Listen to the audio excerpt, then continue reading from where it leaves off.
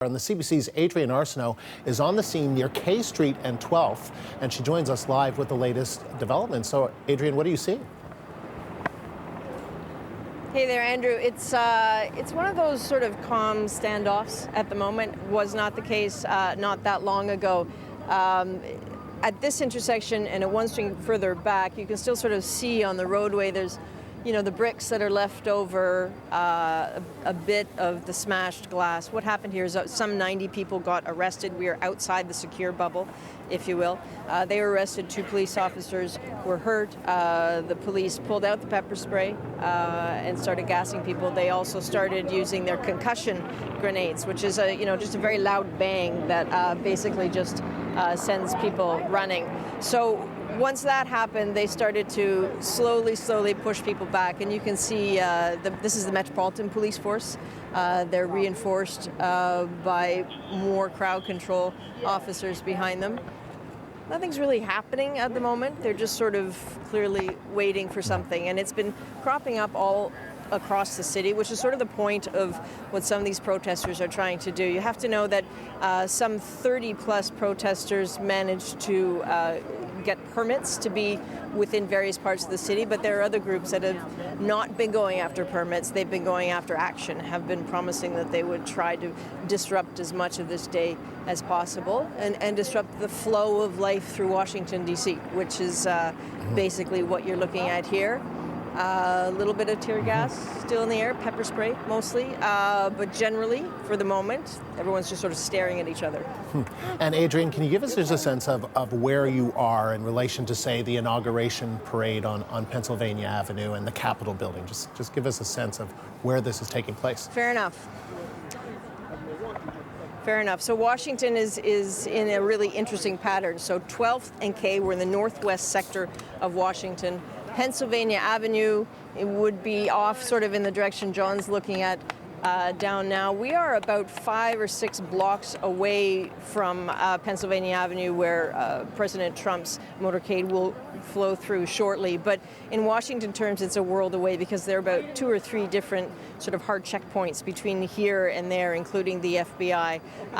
This is still an area where cars, until a few minutes ago, actually were able to travel through. So, near but far, if you will. Definitely nowhere near, the main zone where the Trump supporters were lined up this morning, or even those who acquired permits to protest. But as I said, a lot of the people here right now weren't interested in permits to protest. They were interested in action. And you can hear, if you stand here long enough, you can hear pockets of disruption a few blocks over. It's impossible to be everywhere, but it is popping up around the city, which is exactly what they were looking for. And do you have a sense, Adrienne, of how big or how violent this group of protesters have been? Size is really hard. The police said that they expected potentially as many as 100,000 protesters, but there's always a question mark after that. They're never quite clear how many are going to show up. They were deeply prepared for trouble here. Some 28,000 police officers here. They've been planning for this, and they have been running drills on this for some time. And in some ways, Washington, D.C. has learned from huge protests past. One of the major groups here, called the Answer Coalition, was formed after 9/11. They were the big protesters at George W. Bush's second inauguration in 2005. They are back en masse today. I would say closer to Pennsylvania, where most of the inaugural activities were happening. It was relatively calm, a sort of a rainbow of causes, if you will. People were sniping at each other a little bit. A Trump supporter would walk by and someone would yell, "He's not my president." A Trump supporter would turn around and say, "Yeah, he is." And they would get into strange discussions.